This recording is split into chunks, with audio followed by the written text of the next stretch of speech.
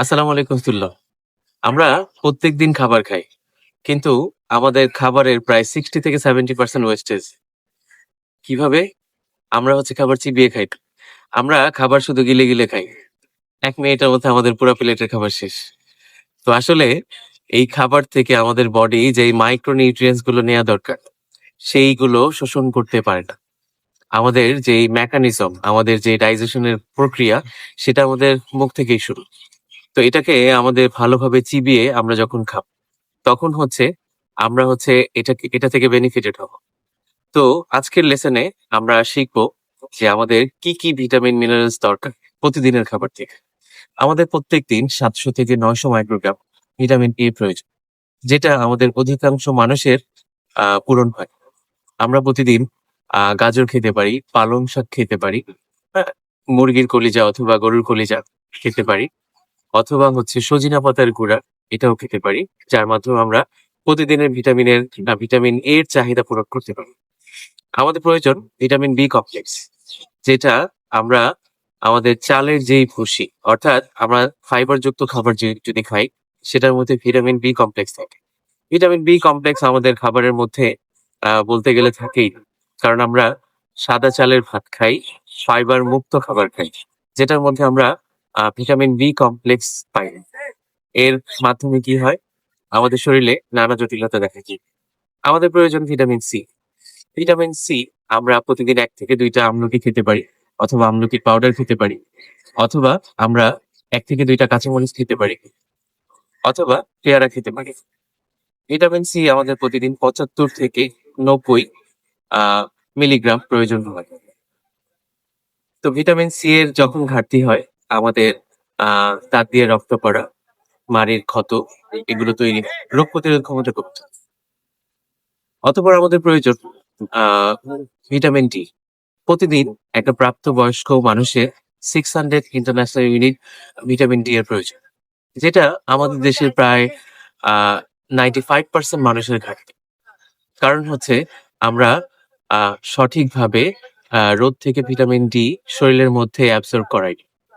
তো vitamin D এর অভাবে আমাদের শরীরে হাড়ে ক্ষয় হতে পারে, শরীরে ব্যথা হতে পারে, এবং আরো অন্যান্য আ যেই প্রজননগতভাবে আ মানুষ সমস্যায় পড়ে, সেটারও একটা আ আংশিক প্রভাব থাকে ভিটামিন ডি। তো এছাড়াও আমাদের দরকার ভিটামিন ই।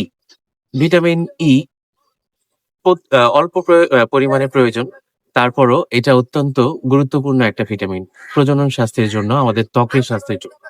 তো এটা আমরা সানফ্লাওয়ার সিডস থেকে নিতে পারি, অথবা অন্যান্য বাদাম থেকেও পেতে পারি, আ অথবা তিল থেকেও আমরা কিছু পরিমাণে পেতে পারি। তো এরপর আমাদের দরকার ভিটামিন কে, যেটা আমরা পালং শাক থেকে পেতে পারি। বিভিন্ন আ ব্রকলি থেকেও পেতে পারি ভিটামিন কে, যেটা আমাদের শরীরে রক্ত জমাট বাঁধতে সহযোগিতা করবে।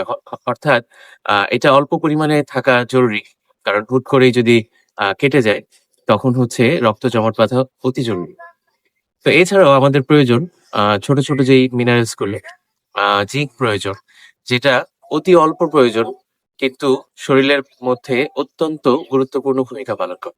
যার ঘাটতির কারণে আমাদের প্রজনন সমস্যা হতে পারে, চুলের সমস্যা হতে পারে, শরীর বারবার রোগাক্রান্ত হতে পারে। এটা আমরা পূরণ করতে পারি সূর্যমুখীর বীজ থেকে, আ তারপরে কুমড়োর বীজ থেকে। আ এরপরে আমাদের কি প্রয়োজন? আ আমাদের প্রয়োজন আয়রন।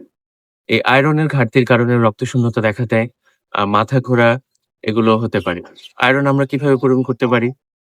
পালং শাক, গরুর কলিজা, তারপরে আ অন্যান্য যেই লাল আ লাল সবজি বা শাক, সেগুলোর মধ্যেও প্রচুর আয়রন থাকে।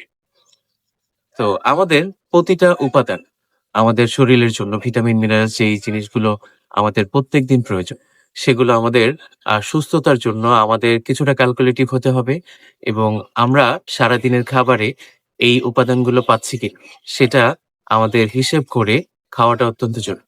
কারণ আমরা দীর্ঘমেয়াদে যখন কোনো ক্যালকুলেশন, কোনো হিসাব ছাড়াই যা ইচ্ছা তাই খাই, এবং বেশি পরিমাণে ভাত খাই, অন্যান্য উপাদান কম খাই, তখন আমাদের শরীরে দীর্ঘমেয়াদে বিভিন্ন ঘাটতি দেখা দেয়। যার কারণে হতে পারে ভয়ঙ্কর সময়ও। তাই আজ থেকেই সচেতন হই এবং অল্প খাই কিন্তু ভালো খাবারটা খাই এবং প্রতিদিনের পুষ্টি চাহিদা যতটুকু প্রয়োজন সেটা হিসাব করে খাই। কারণ আমরা দেখা গেছে যে এমন কিছু উপাদান যেমন কার্বোহাইড্রেট এটা আমাদের মাত্রাতিরিক্ত খাই। কিন্তু যেটা আমাদের প্রয়োজন সেটা আমরা খাই। তো আমাদের এখানে ব্যালেন্স করে তারপর হচ্ছে খেতে হবে। তো এই খাবারগুলো আমরা ক্যালকুলেশন করে খাওয়ার চেষ্টা করব। তাহলে আমরা সুস্থ থাকব। সালাম আলাইকুম।